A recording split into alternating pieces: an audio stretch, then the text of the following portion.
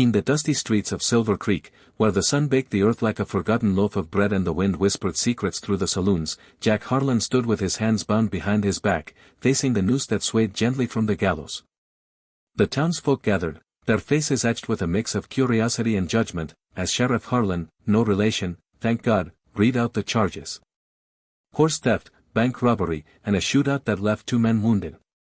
Jack, a rugged cowboy with scars mapping his hard life like trails on a map, had ridden into town thinking it was just another stop on his endless wander. But fate had other plans.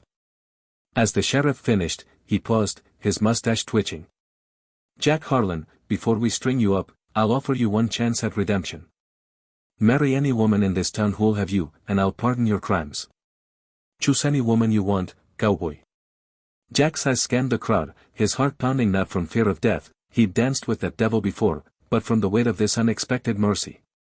The women of Silver Creek were a varied lot. There was Lila, the saloon owner's daughter, with her fiery red hair and a laugh that could melt ice, Beatrice, the schoolmarm, prim and proper with eyes like polished sapphires, and even Widow Thompson, still beautiful in her 40s, with land and cattle to her name. Whispers rippled through the assembly as they awaited his choice.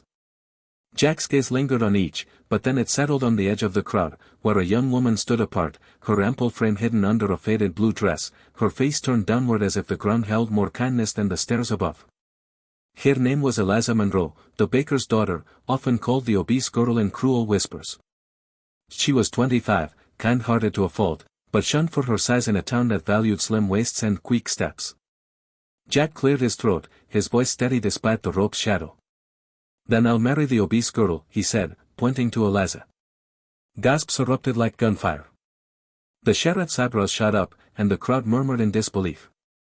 You sure about that, son? Plenty of finer choices here. But Jack nodded, his decision firm, though no one, not even he, fully understood why.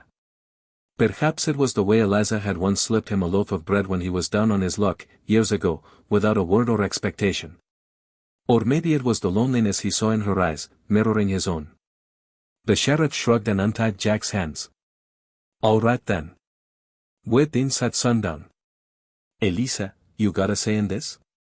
She lifted her head, her cheeks flushing crimson, eyes wide with shock. Though, she stammered, but there was a flicker of something, ope, in her voice. The town buzzed as preparations began, but beneath the excitement lay undercurrents of mockery. Why here, they wondered. Jack, with his broad shoulders and piercing blue eyes, could have had anyone. As the day wore on, Jack found himself alone with Eliza in the bakery, the scent of fresh dough wrapping around them like a warm blanket. Elisa, I ain't much of a prize myself, Jack admitted, rubbing his wrists where the ropes had bitten. Been runnin', from my past, lost my family young, turned to the bottle and the gun. But I saw you standin' there, and, well, you deserve better than the laughs this town's given, you.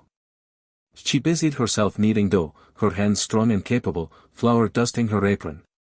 Why me, Mr. Harlan? Folks say I'm too big, too plain. I bake bread because it's the one thing that don't judge. Her voice was soft, laced with years of quiet pain. Jack leaned against the counter, his hat in hand. Call me Jack. And size ain't nothin', but a shadow in the sun. I reckon kindness weighs more than gold. As they talked, Jack learned of her life, orphaned early, raised by an aunt who drilled into her that she was unworthy of love. Elisa had poured her heart into helping others, mending clothes for the poor, nursing sick children, yet received only pity in return. By sundown, as they stood before the preacher in the town square, bows exchanged under a fiery sky, Jack felt an unexpected stir in his chest. Not pity, but respect. The first weeks of marriage were awkward, like breaking in a new pair of boots. They lived in a small cabin on the edge of town, courtesy of the sheriff's pardon. Jack took to ranch work, herding cattle for Widow Thompson, while Eliza continued baking, her loaves now shared with him over quiet dinners. But the town's whispers followed them like dust storms. Poor Jack, stuck with the fat one, they'd say. Eliza heard it all, her confidence crumbling further. One night, as thunder rolled in from the plains, she broke down in tears by the fire. You regret it, don't you? You could have had Lila or Beatrice. I'm just a burden.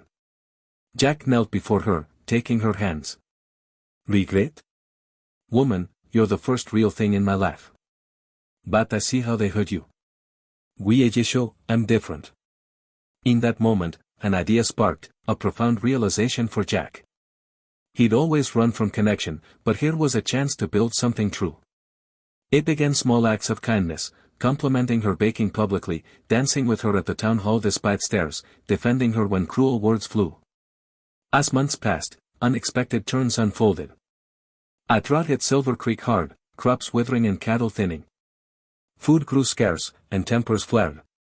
Eliza's bakery became a lifeline. She stretched flour and yeast to feed the hungry, often giving away more than she sold.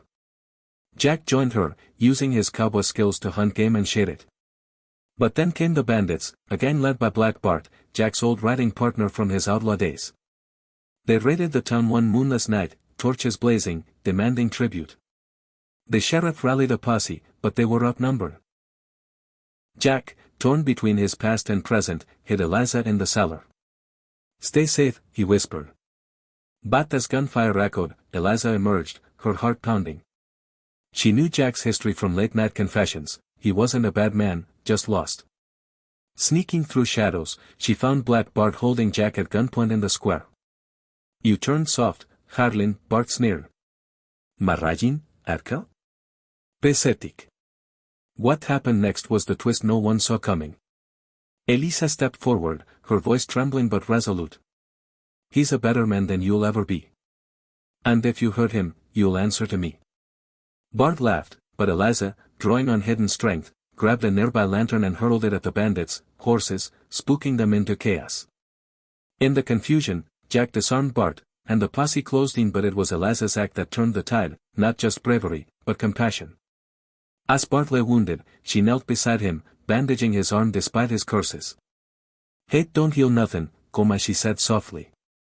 Jack watched in awe, realizing her selflessness wasn't weakness, it was power. The town, witnessing this, began to shift. Whispers turned to admiration. "That Eliza, she's got a lion's heart," they said. The emotional climax came weeks later, during the harvest festival. The drought had broken, rains bringing life back to the land. But Eliza, exhausted from her efforts, fell ill with fever. Jack nursed her day and night, refusing sleep, his rough hands gentle as he cooled her brow. In her delirium, she confessed her deepest fear: "I ain't worthy of you, Jack. Too big, too broken." He held her close, tears in his eyes for the first time since childhood. "Worthy? Eliza, you're the sun in my sky. I chose you, 'cause I saw your soul, kind, selfish, stronger than any gunfighter. Marrajin, you saved me, not the other way round." In that vulnerable moment, Jack poured out his own burdens, the guilt of his past crimes, the loneliness that drove him.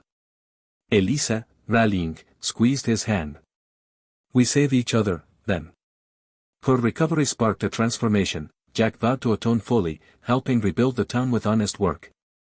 Eliza, bolstered by his love, embraced her body as a vessel of strength, teaching children baking and kindness.